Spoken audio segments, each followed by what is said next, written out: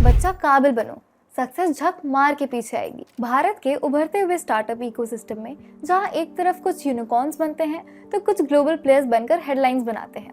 IPOs, funding rounds, valuations, venture capital, shark tank appearance जैसी चीजें काफी आम बन चुकी हैं। लेकिन इन सब से परे है भारत में बसा एक छोटा सा गाँव जो चला रहा है 8,000 करोड़ से भी ज्यादा वैल्यूएशन वाली कंपनी। एक ऐसी कंपनी जिसे भारतीयों ने बनाया है और पूरी दुनिया ने अपनाया है। बिना इन्वेस्टर्स के सामने हाथ फैलाए, बिना कोई मास फायर किए आज इस कंपनी के 15,000 से ज्यादा एम्प्लॉइज 160 देशों में बैठे हुए 50,000 से ज्यादा क्लाइंट्स को संभालते हैं, सिर्फ अपनी काबिलियत के दम पर। लेकिन ये कहानी सिर्फ बिजनेस की नहीं है, ये कहानी है भारत के हौसले की, भारत की आत्मनिर्भरता की। ये कहानी है जोहो की। तमिलनाडु के वेस्टर्न घाट्स के बीच बसा एक छोटा सा गाँव तेनकासी। इस गांव में हर सुबह 4 बजे दिन शुरू होता है श्रीधर वेम्बू का। धोती कुर्ते में चलने वाले श्रीधर वेम्बू असल में इंडिया के 55th रिचेस्ट मैन हैं, जिन्हें पद्मश्री तक मिला हुआ है। Philips, Amazon, Puma, hyundai, Deloitte, KPMG, Mercedes, Stanford University, Swiggy जैसे कई बड़े बड़े नाम इनके क्लाइंट्स हैं। लेकिन इस बड़े से बिजनेस की नींव रखी गई है 4 चीजों पे। श्रीधर वेम्बू हमेशा से ही बहुत आगे की सोच रखते थे। आईआईटी मद्रास से निकले अपने परिवार के पहले ग्रेजुएट होने के बाद भी वेम्बू की क्यूरियोसिटीज खत्म नहीं हुई। वो जानते थे कि अभी उन्हें काफी कुछ सीखना बाकी है। यूएस की मशहूर प्रिंसटन यूनिवर्सिटी से पढ़कर क्वालकॉम जैसी बड़ी कंपनी में एक सक्सेसफुल करियर के बाद वेम्बू कुछ बड़ा करना चाहते थे।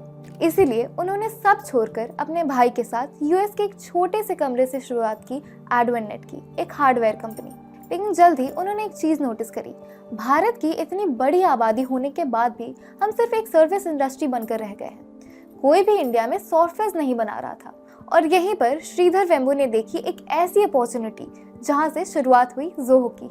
वेम्बू ने हमेशा विन विन मेंटालिटी से अपने बिजनेस को चलाया है। वो जानते थे कि मार्केट में एक बहुत बड़ा स्पेस है अच्छे प्रोडक्ट्स का, जो कि अफोर्डेबल भी हो, क्योंकि हर कोई मार्केट लीडिंग प्रोडक्ट्स अफोर्ड नहीं कर सकता।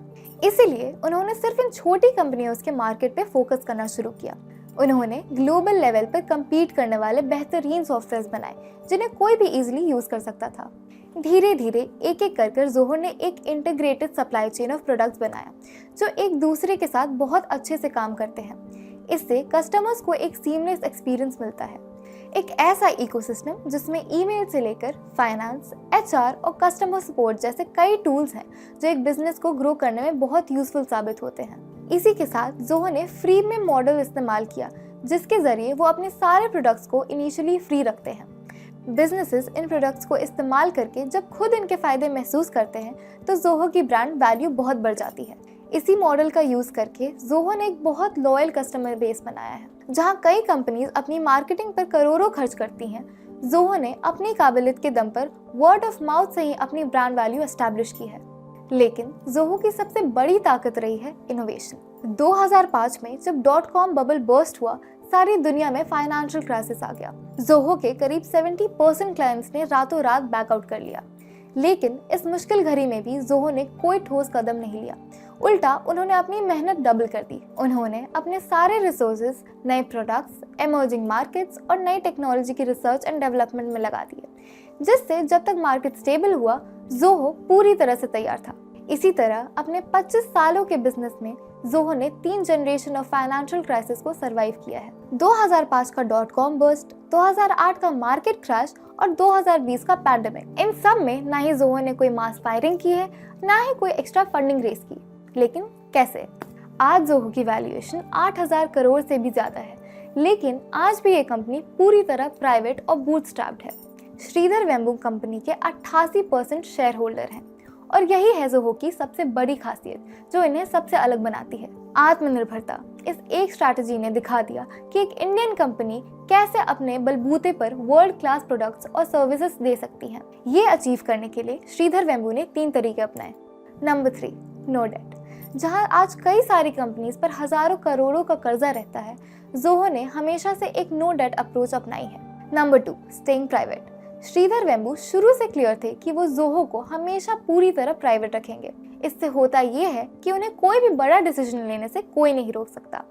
वेम्बू कई बार अपने प्रॉफिट्स की ना सोचकर कस्टमर लॉयल्टी पर फोकस कर सकते हैं। जैसे कोविड के समय उन्होंने कई सारे अपने स्ट्रगलिंग क्लाइंट्स को 3 महीने का सब्सक्रिप्शन वेव ऑफ कर दिया था। इससे लॉन्ग टर्म में ज़ोहो की ब्रांड वैल्यू और ग्रोथ को बहुत बूस्ट मिला। Number 1, reinvestment.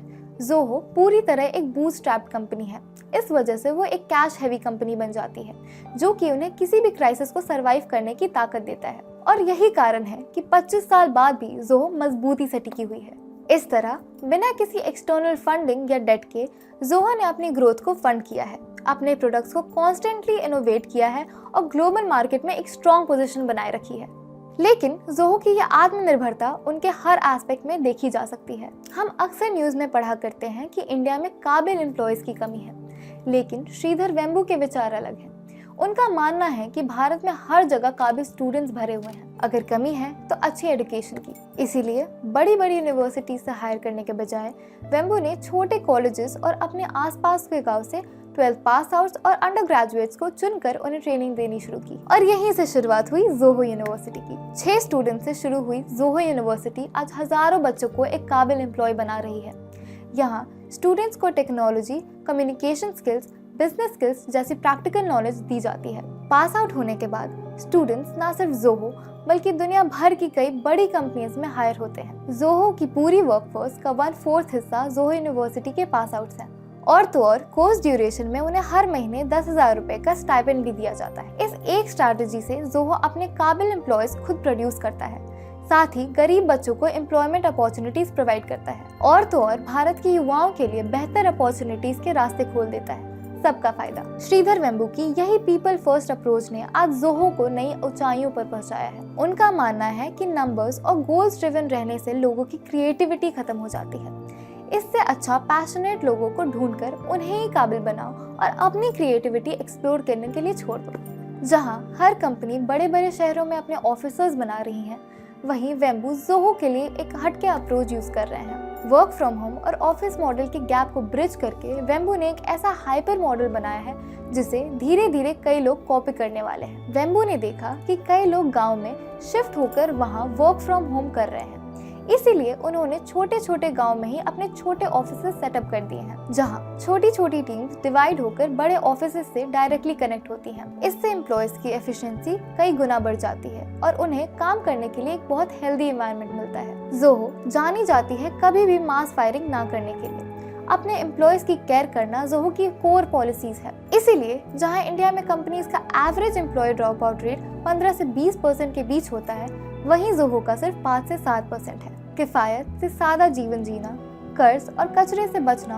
और कोई दिखावा ना करना, मेरे माँ बाप ने मुझे यही सिखाकर बड़ा किया है। श्रीधर वेम्बू के ये शब्द कोई कोट नहीं, बल्कि उनके बिजनेस की वैल्यूज हैं, जो उनके एक्शंस में साफ झलकती हैं। 55th रिचेस्ट इंडियन होने के बाद भी वेम्बू आज एक गांव में खेती बाड़ी का सादा जीवन बिताते हैं, लेकिन साथ ही साथ अपने विशाल बिजनेस एम्पायर को भी संभालते हैं।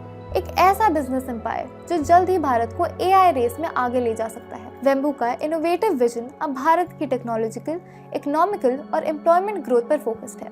जिस तरह ज़ोहो नई ऊंचाइयों को छू रहा है, हो सकता है भारत के आत्मनिर्भरता का सपना शायद इतना भी दूर ना हो। आपके क्या थॉट्स हैं, हमें कमेंट्स में बताएं। अगर इस वीडियो से आपको कुछ नया सीखने को मिला है तो इसे लाइक करें और शेयर कीजिए, और ऐसे ही इन्फॉर्मेटिव और इंस्पायरिंग कहानियों के लिए कुकू FM को सब्सक्राइब कीजिए। जय हिंद।